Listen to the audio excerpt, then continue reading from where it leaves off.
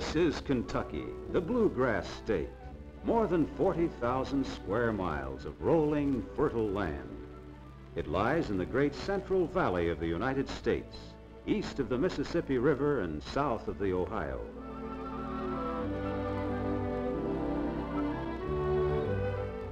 The population is mainly rural. Farmers, dairymen, cattlemen, or horse ranchers. They're serious, hard-working people with their roots deep in the soil. As in rural communities everywhere, homes are widely scattered, but there's no feeling of isolation. A man's neighbors are his friends, each linked in the progress and welfare of the community. This crossroads village, less than 100 miles from the state capital, is called Southville. This is a country store, one of thousands of such stores in the United States. This is Ed Skelton and his daughter Mary, who own this store. Since the death of Mrs. Skelton several years ago, Mary has become her father's full-time partner, running the home and helping in the store.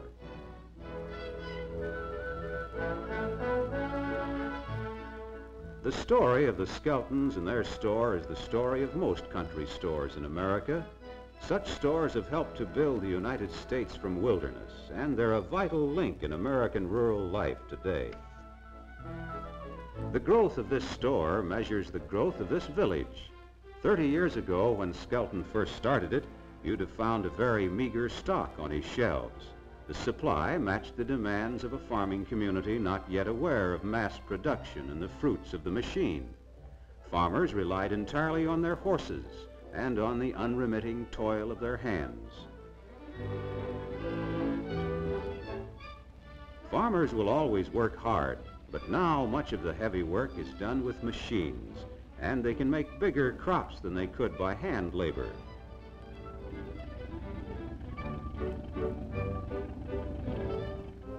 Proportionately, the storekeeper's list grows bigger with every year.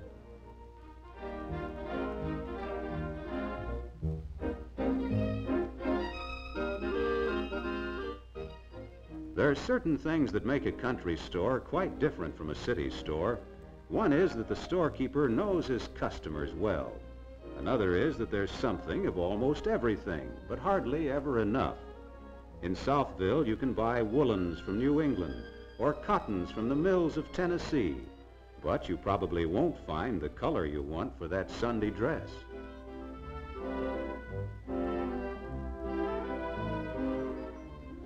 You can buy salmon from Alaska, but you may not find sardines from Portugal.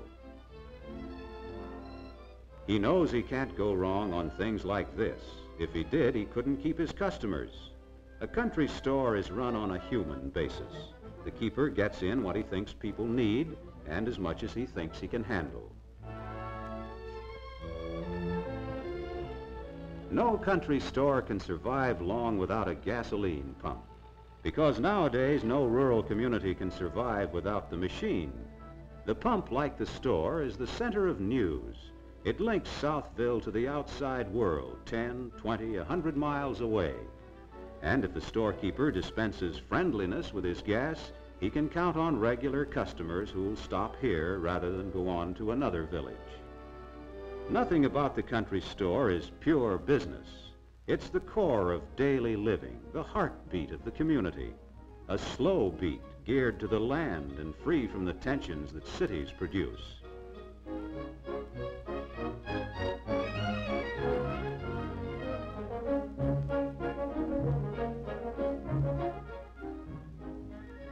But the fact that this is the only store in Southville doesn't mean that there's no competition. Now, with good roads and good automobiles, people could go to the city 20 miles away.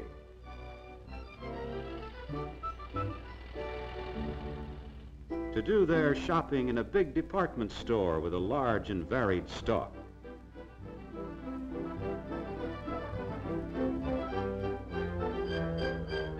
Or they can do what millions of rural Americans do, order by mail from enormous concerns that can send anything.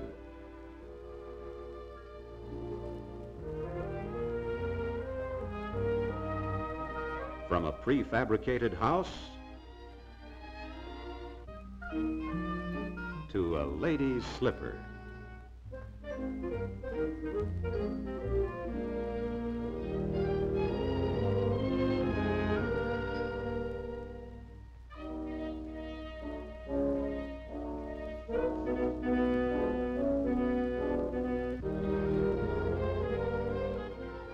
But still, it isn't the same as having grown up with the people who sell to you, having shared the same childhood, the same bad and good times.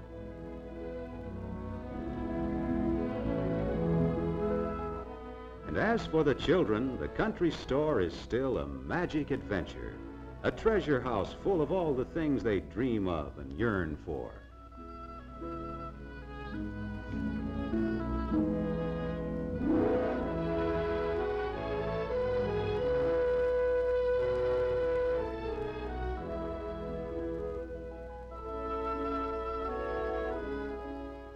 The goods that the storekeeper takes in from one customer, he passes on to others who have need for them. For barter is one of the mainstays of a country business. The Widow Jones traded in this fine basket of eggs and country smoked ham for wool to knit a sweater.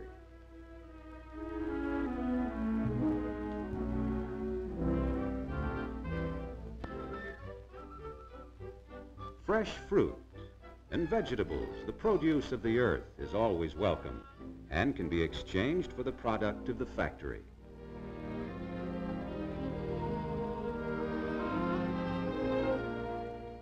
The extension of credit is another keynote of country store management, for farmers only have cash in hand when their crops come in. By selling on credit, the country store provides a valued service. Small communities are as close in play as in business. Southville has no movie theater, so the storekeeper and his neighbors pool together to buy a motion picture projector. Once every month or so, they rent a program of moving pictures and hold a show on Saturday afternoon, charging just enough admission to defray the cost of the venture. Country pleasures are simple pleasures here as everywhere, and appetites are not jaded by surfeit.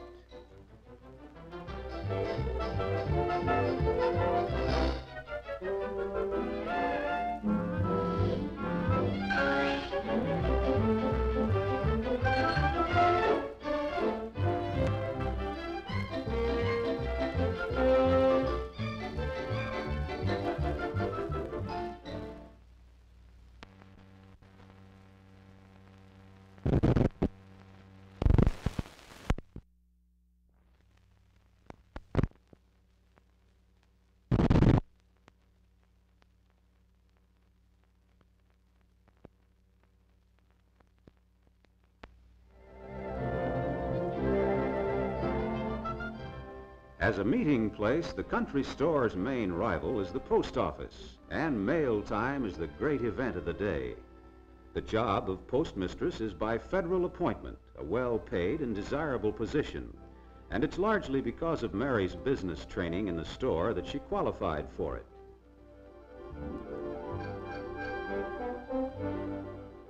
Many of Southville's sons and daughters have left for broader horizons, and letters are the only links with home, unless they forget to write. Through the parcel post service, the storekeeper can act as manufacturer's agent for many articles which he doesn't stock in the store. It also caters to a typical American craving for new gadgets, devices to make work easier and better in the home or on the farm, and to give Southville the feeling of being up to date.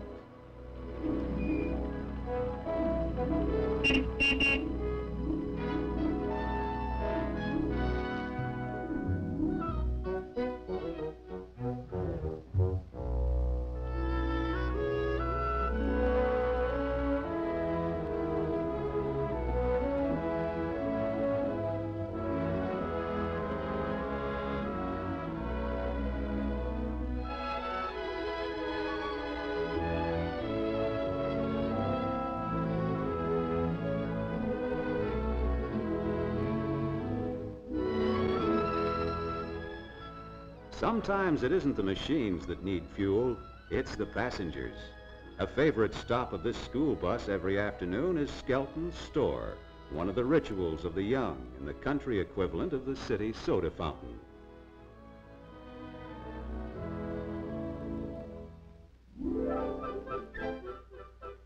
Young and old agree on one particular form of pleasure, the hayride picnic. The traditional hayride is on top of a full wagon of hay, but this time they content themselves with spreading a layer of straw on the flat rack of the hay wagon and piling on for a fairly jolting ride to the picnic grounds.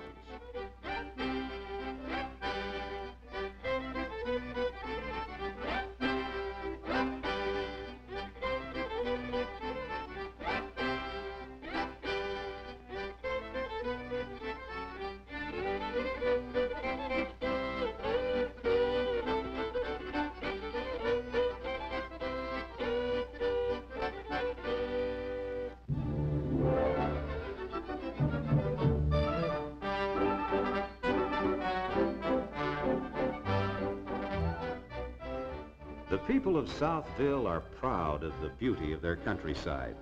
They don't say much about it because that's not their way. But in times like this, it casts a spell on all of them, a spell not unlike music.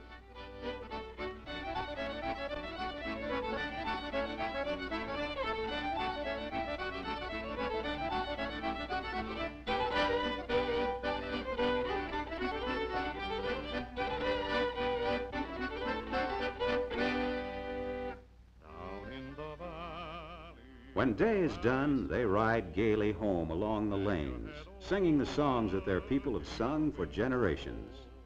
Hang your head over, hear the wind blow. Will you be mine, dear? Will you be mine? Answer my question, will you be mine?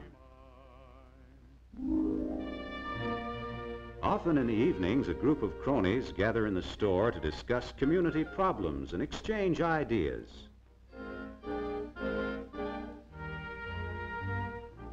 These people are well informed by radio and press. They're quick and alert to take an interest in national and world affairs.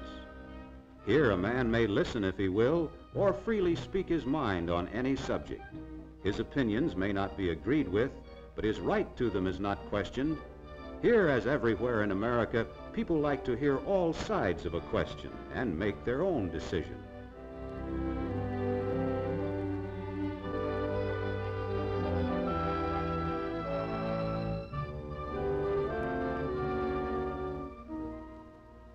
But commerce and arguments cease in Southville on Sunday, the Lord's Day, a day of rest. The cares of the workaday life are laid aside, and the tolling bell summons the faithful to their church.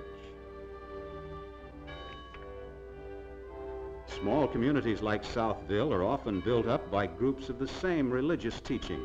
They worship gladly and try to live together according to the tenets of their faith.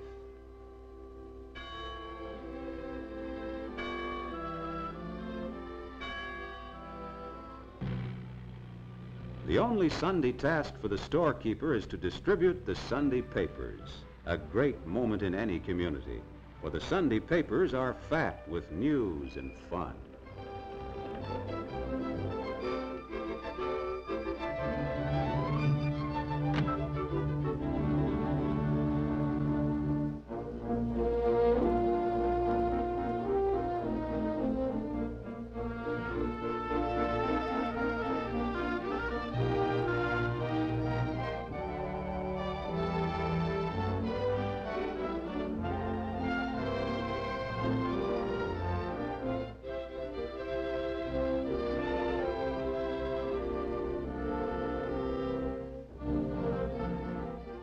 But news is really the least of the Sunday papers, unless it's news of clothes for women.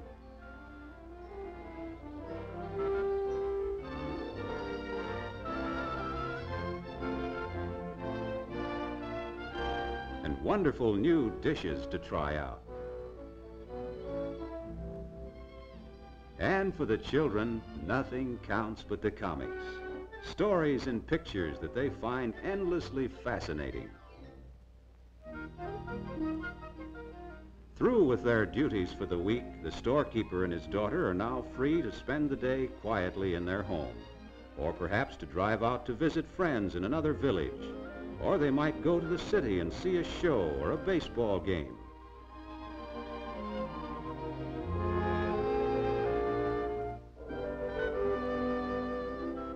Whatever their choice, as they sit down to their meal, they give thanks to God for the blessings He's bestowed upon them, for they are humble and grateful people.